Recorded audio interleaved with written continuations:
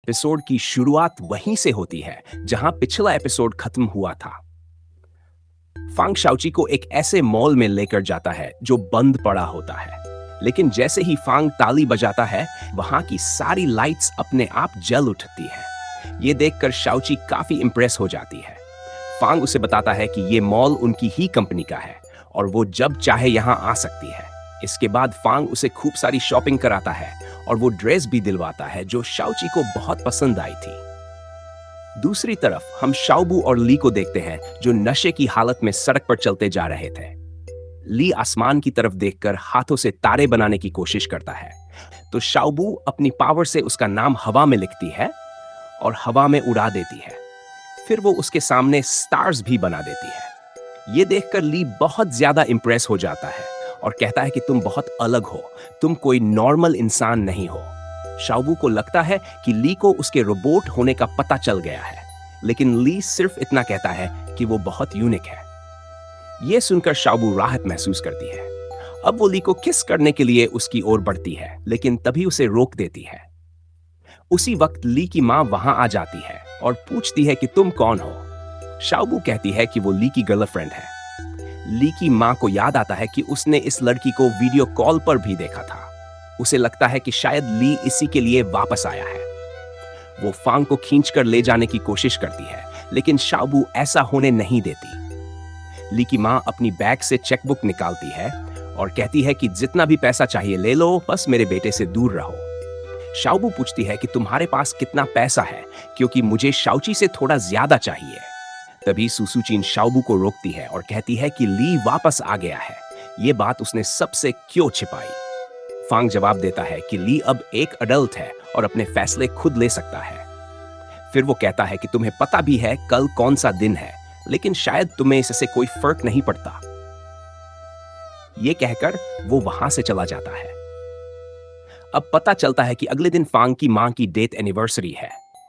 उसके पापा को ये याद तो है, लेकिन वो फांग को कुछ नहीं बताते। अगले दिन शाओची फांग के घर का दरवाजा खटखटाती है, लेकिन वो दरवाजा नहीं खोलता। इसलिए वो हान को कॉल करती है और उसके बारे में पूछती है। फांग खुद कॉल पर आता है और पूछता है कि क्या तुम मुझे ढूंढ रही हो। न शाओची हाँ कहती है।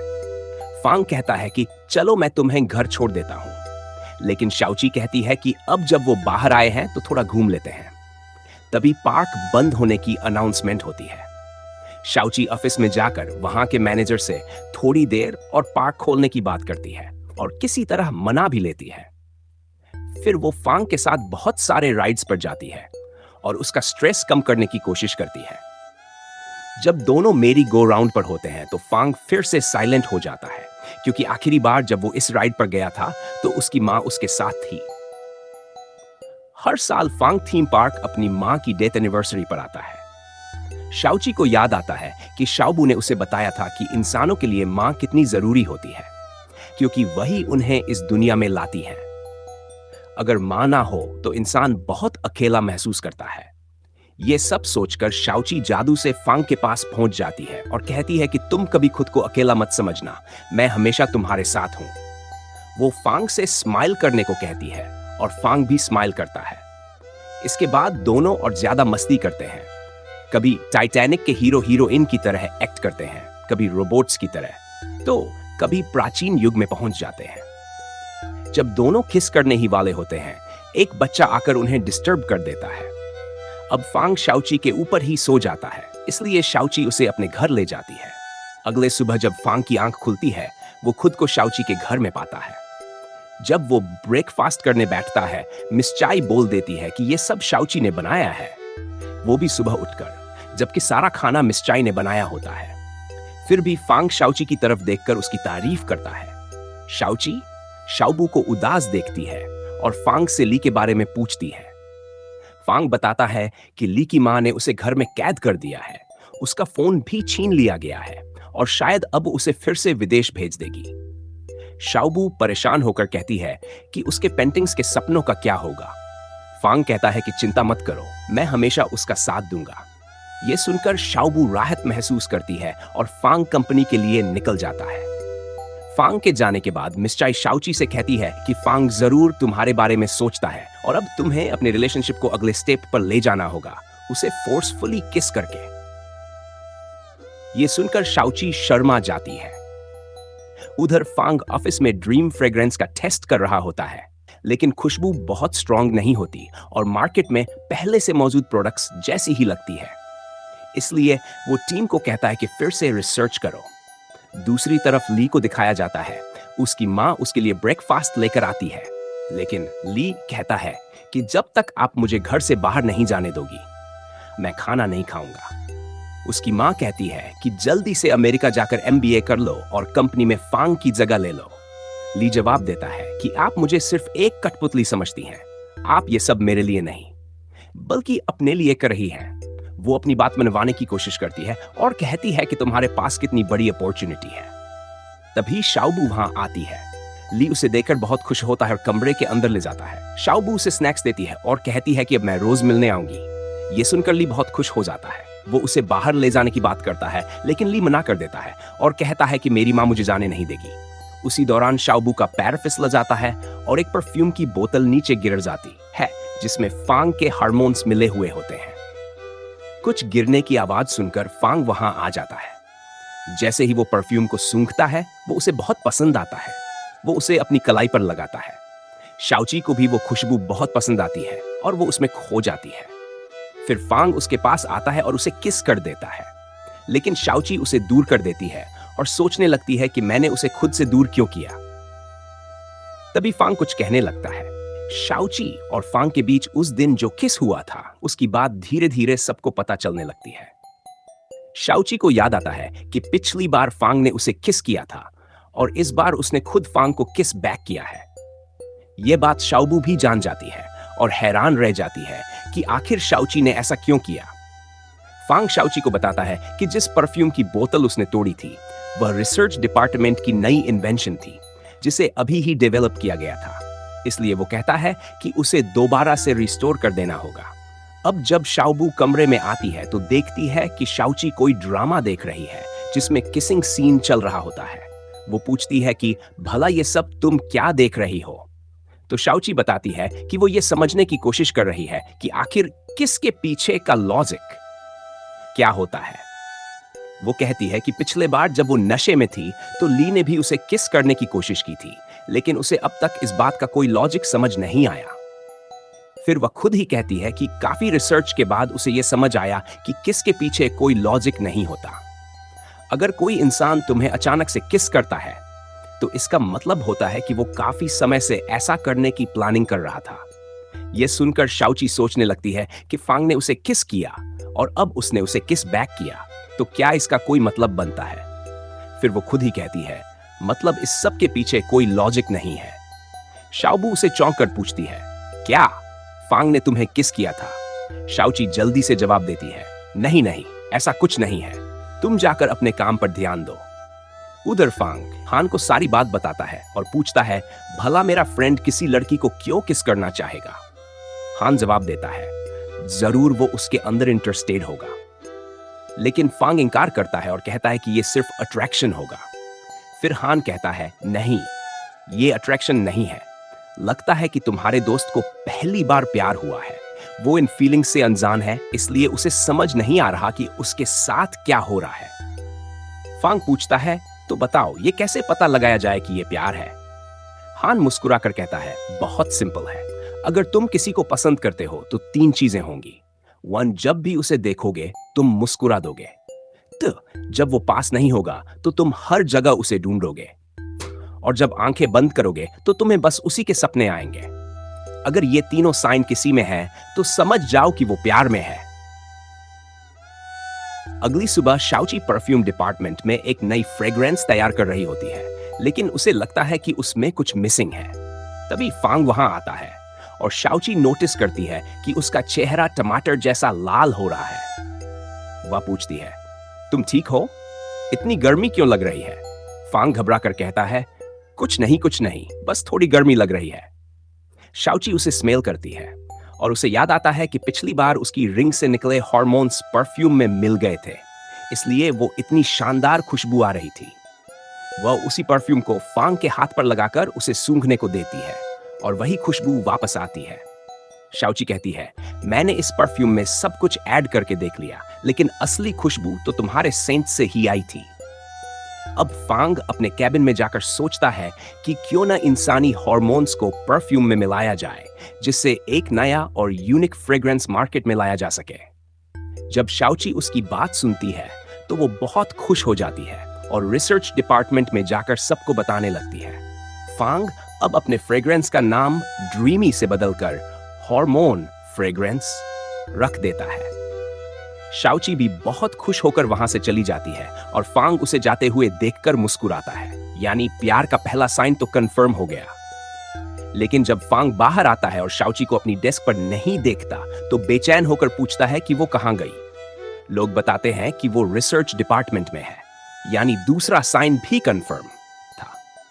रात में हम देखते हैं कि जब फांग सो रहा था तभी वो देखता है कि शाओची उसके पास आकर उसे किस कर रही है। वो भी उसे बहुत ही पैशनेटली किस करने लगता है, लेकिन तभी उसकी आंख खुल जाती है और वो देखता है कि ये तो सिर्फ एक सपना था। ये सब देखकर फांग सोचने लगता है कि मेरे साथ आखिर चल क्या रहा है। लेकिन हमें तो समझ आ ही गया था कि अब फांग सच में शाओची को काफी पसंद करने लगा है। अगले दिन सुबह ऑफिस जाकर फांग शाओची को ऑफर करने की कोशिश करता है और उसे बोलता है कि आज पूरा दिन तुम बाहर काम करोगी और छुट्टी के वक्त भी ऑफिस मत आना।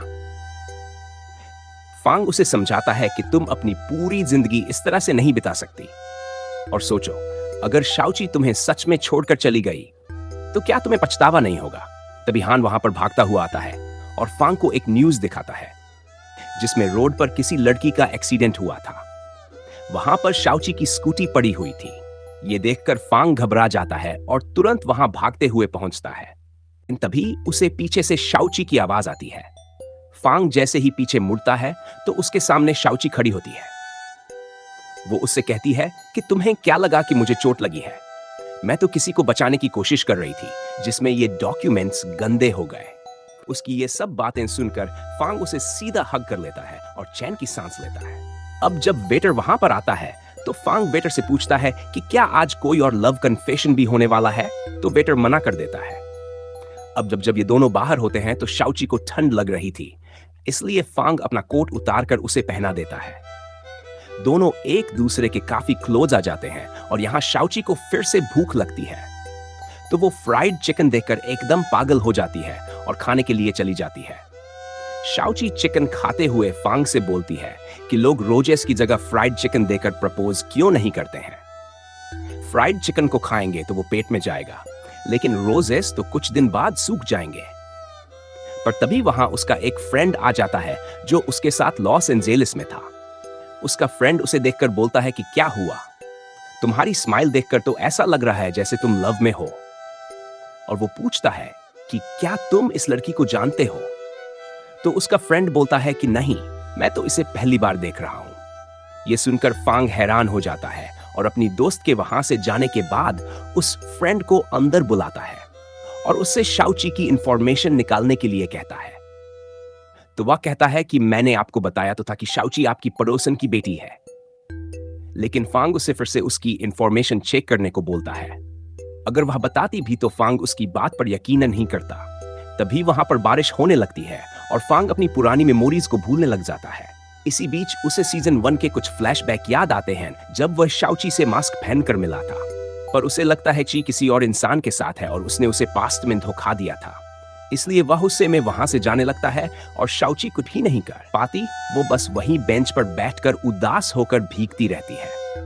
लेकिन तभी उसके पास जियांग आता है जो आकर उससे पूछता है कि क्या फांग से तुम्हारी लड़ाई हुई है? शाओची बोलती है कि नहीं, ऐसा नहीं है, वो तो बस छोटी सी मिसअंडरस्टैंडिंग हुई है। जियांग उसे एक टॉफी देता है और कहता है कि इसे खा लो, तुम्हारा मूड अच्छा हो जाएगा। शाओची उसे खाकर बोलती है कि पहले मैं भी काफी खुश रहती थी, लेकिन जब से मैं फांग से मिली हूं तब से मैं भी काफी परेशान रहने लग गई हूं। इसलिए लगता है कि मुझे ऐसे काफी सारी कैंडीज की जरूरत पड़ेगी। फिर वो उसे उसके कैफे छोड़ने के लिए आता है और कहता है कि अगर तुम्हें किसी भी चीज की परेशानी हो तो मुझे बता देना, मैं तुम्हारा फ्रेंड बनना चाहता हूं। शाओची उसकी स्माइल देखकर कहती है कि मुझे ऐसा लगता है जैसे कि हम पहले मिल चुके हैं। तो जियांग कहता है, फिर तो हमें और अच्छे फ्रेंड बन जाना चाहिए, जिसमें शाओची भी मान जाती है। इधर कंपनी में कांग मिस चैन को अपनी तरफ करने की कोशिश कर रहा था, लेकिन वो कहती है कि मुझे फांग पर भरोसा है और वो उसकी बातों में नहीं आती। तभी वहां पर फांग पूरा भीगा हुआ आता है और क्योंकि वो सब कुछ भूल चुका था, इसलिए वो मिस चैन को गलत नाम से बुलाता है, जो सुनकर वो भी नाराज होकर वहां से जाने लगती है। कांग कहता है, क्या तो भूलता है तो मिस चैन है। जैसे ही वो जाती है, वहां पर हान भागता हुआ आता है और बोलने लगता है कि मिस्टर फांग अचानक से बारिश कैसे हो गई। अब इससे पहले कि वो कुछ और बोल पाता, फांग उसे रोक देता है क्योंकि वो कांग की बातें सुन रहा था। हान अब फांग को मेमोरी बैंक में लेकर जाता है और उसे सारी बातें याद दिलाने लगता है। उसे लग रहा था कि फांग शाओची को भूल चुका है, लेकिन फांग को शाओची के बारे में सब कुछ याद था। वो हान से कहता है कि शाओची को बोलो कि उसे जॉब से निकाल दिया गया है। हान कहता है कि आप उसे जॉब से इसलिए निकाल रहे हो क्योंकि आप उसे अपनी वाइफ बनाना चाहते हो, जो सुनकर फांग उसे डेंजरस लुक देता है। तो हान भी बेचारा चुप हो जाता है। इधर शाओची को पता चलता है कि उसे जॉब से निकाल दिया गया है, तो वो भी बेचैन हो जाती है। शाओबू उसे कहता है कि चिंता मत करो, फांग जरूर मान जाएगा। तो शाओची कहती है कि नहीं, अब की बार फांग इतनी आसानी से मानने वाला नहीं है।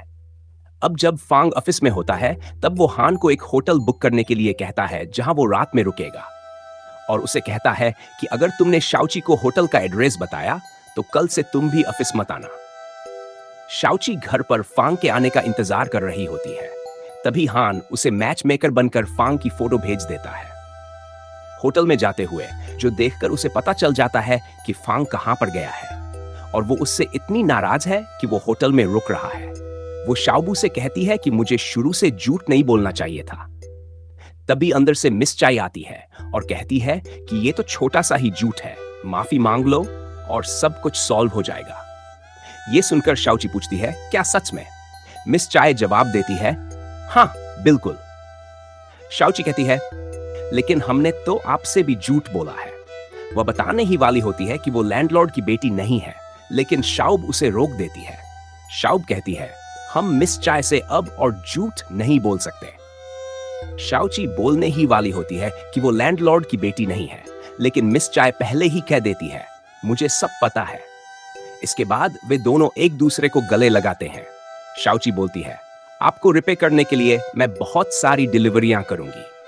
लेकिन मिस चाय कहती है, अगर वाकई मुझे रिपेयर करना चाहती हो तो मिस्टर फांग से जाकर माफी मांग लो। आखिरकार उन्होंने मेरे कैफे में इन्वेस्ट भी तो करना है। ये सुनकर शाओची तुरंत वहां से निकल जाती है। दूसरी तरफ हम फांग को एक होटल में मीटिंग करते हुए देखते हैं। तभी बाहर से रूम सर्विस की आवाज आती है। फांग दरवाजा खोलता है, लेकिन उसे ये नहीं दिखता कि वेटर कोई और नहीं बल्कि शाओची है। शाओची कमरे में आती है और माफी मांगने की तैयारी करने लगती है। फांग के कोलीग्स में से एक बोलता है, मिस्टर फांग, पहले आप अपना पर्सनल मैटर सुलझा लीजिए। लेकिन फांग कहता है, पर्सनल मैटर बाद में सुलझाएंगे, पहले काम जरूरी है। लेकिन जब शाओची उसे पीछे से गाना गाकर माफी मांगने लगती है, तो फांग का ध्यान भटक जाता है। वह लैपटॉप बंद करता है और शाओची के पास जाता है। तुम ये सब क्या कर रही हो? शाओची कहती है, मैं तुमसे माफी मांग रही हूँ। फांग हान को कॉल करके सिक्योरिटी बुलाने के लिए कहता है, लेकिन शाओची उसे रोक लेती है। कम से कम मुझे माफी मांगने का एक चांस तो दो। फांग कहता है, मुझे काम करना है। शाओची बोलती है, मैं आपसे बस 10 मिनट मांगती हूँ। आखिरकार फांग 1 मिनट में मान जाता है। शाओची कहती है, जो भी पूछना है पूछो, मैं वादा करती हूँ सब सच बताऊंगी। फांग पूछता है, तुमने मेरे नेबर होने का झूठ क्यों बोला? शाओची सोचती है, वो कैसे बताए कि वो हार्मोन्स कलेक्ट करने के लिए उसकी तो पड़ोसी बनी थी। इसलिए कहती है, ये मैं तुम्हें नहीं बता सकती। फांग जाने लगता है, लेकिन शाओची उसे रोकती है और कहती है, मैंने तुम्हारी कंपनी के लिए इतने सारे परफ्यूम्स बनाए हैं, तुम्हें मुझे इस तरह जॉब से नहीं निकाल सकते। मैंने कॉन्ट्रैक्ट पढ़ा है, जब तक मैं कंपनी को कोई सीरियस नुकसान नहीं पहुंचा देती, तुम मुझे नहीं निकाल सकते। यह सुनकर फांग कहता है, ठीक है, मैं तुम्हें कंपनी में रखने के लिए कह देता हूं। और फिर कहता है, अब से यह सब शाओची करेगी। इतना कहकर वो चला जाता है। मीटिंग के बाद शाओची फांग के पास आती है और कहती है, ये मैं नहीं कर सकती, ये बहुत ही मुश्किल टास्क है। अगर कंपनी की रेपुटेशन को नुकसान पहुंच गया तो? फांग कहता है, अगर नहीं कर सकती तो रिजाइन कर दो। ये सुनकर शाओची उसे घूरने लगती है। फांग कहता है, कल दोपहर तक रिजल्ट चाहिए। अब शाओची हैरान परेशान होती है, लेकिन चूंकि कोई ऑप्शन नहीं होता, उसे मानना पड़ता है। हान उसे कोलैबोरेशन से जुड़े डॉक्यूमेंट्स देता है और शाओची काम में लग जाती है। दूसरी ओर शाओबू ली से मिलने आती है। ली परेशान होता है क्योंकि वो कई दिनों से बाहर नहीं गया था। शाओबू कहती है, चिंता मत करो, मेरे पास एक आइडिया है। तुम्हारी मम्मी चाहती है कि तुम एमबीए करके कंपनी संभालो, तो इसके लिए तुम बाहर जाकर पढ़ाई करो या फिर घर से ही ऑनलाइन पढ़ सकते हो। ऐसे तुम बाहर भी जा पाओगे और अपनी पेंटिंग भी जारी रख सकोगे। ली कहता है, लेकिन मैं एग्जाम कैसे पास करूंगा? फाइनेंस की किताब देखते ही नींद आ जाती है। शाओबू कहती है, ये सब मुझ पर छोड़ दो, यूनिवर्सिटी का एक्सेप्टेंस लेटर भी मैं दिला दूंगी। ये सुनकर ली बहुत खुश हो जाता है और प्यार से शाओबू के सिर पर हाथ फेरता है। उसी समय उसकी मम्मी आ जाती है और सोचती है कि ली स्नैक्स खा रहा है, तो वो ब्लैंकेट हटा देती है। ली को लगता है कि अब पकड़ा गया, लेकिन वहां शाओबू की जगह एक कछुआ होता है। ली राहत की सांस लेता है और कहता है, आप तो मुझे कमरे में बंद रखती हैं, इसलिए मेरे पास बात करने के लिए यही एक साथी है। रात में शाओची ऑफिस में काम करते करते थक जाती है और कुर्सी पर बैठी बैठी सो जाती है। फांग अपने केबिन से बाहर आता है और उसे गिरने से बचा लेता है। शाओची की आंख खुलती है। वो पूछती है, कितना बजा है? फांग बताता है, 12:30। वो कहता है, अब घर जाकर रेस्ट करो। लेकिन शाओची कहती है, नहीं, अभी काम बाकी है। फिर वो चक्कर खा जाती है। फांग पूछता है, तुम ठीक हो? शाओची कहती है, शायद मैं थकी हुई हूं, लेकिन अब आराम कर लूंगी। जाते जाते उसे जियांग एक एमपी भी देता है। फिर शाओची फांग के पास जाकर उसे कोलैबोरेशन के पेपर्स दिखाती है। हान बहुत खुश होता है और कहता है, तुमने ये सब कैसे किया? शाओची कहती है, ये तो कुछ भी नहीं है, मैं बहुत इंटेलिजेंट हूं, कुछ भी कर सकती हूं। और कहती है, अब मैं सोने जा रही हूं और तुम्हारे पास मुझे जॉब से निकालने का कोई रीजन नहीं है। वो चली जाती है।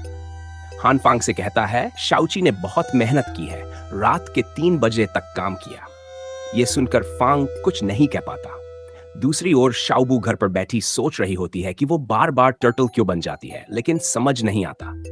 तभी शाओची आती है और कहती है, मैंने कॉन्ट्रैक्ट साइन करवा लिया है, अब शायद फांग मुझसे नाराज नहीं होगा। शाओबू कहती है, अगर अब भी नाराज हो तो एक छोटा सा गिफ्ट दे देना। मिस चाय कह रही थी कि इससे शायद असर पड़े। उधर ऑफिस में कुछ लोग शाओची के बारे में बातें कर रहे होते हैं। एक एम्प्लॉय कहता है, वन डिजाइन कंपनी में मेरे दोस्त ने शाओची और जियांग को बहुत क्लोज देखा था। वो फोटो भी दिखाता है। तभी वहां फांग आता है और सब सुन लेता है, फोटो भी देख लेता है। फिर वो डॉक्टर जांग से कहता है कि शाओची उसके काम को अफेक्ट कर रही है। डॉक्टर फोटो देखकर कहता है, इसमें तो कुछ क्लियर नहीं है। फिर कहता है, अगर वो तुम्हें परेशान कर रही है तो धीरे धीरे उससे दूरी बना लो।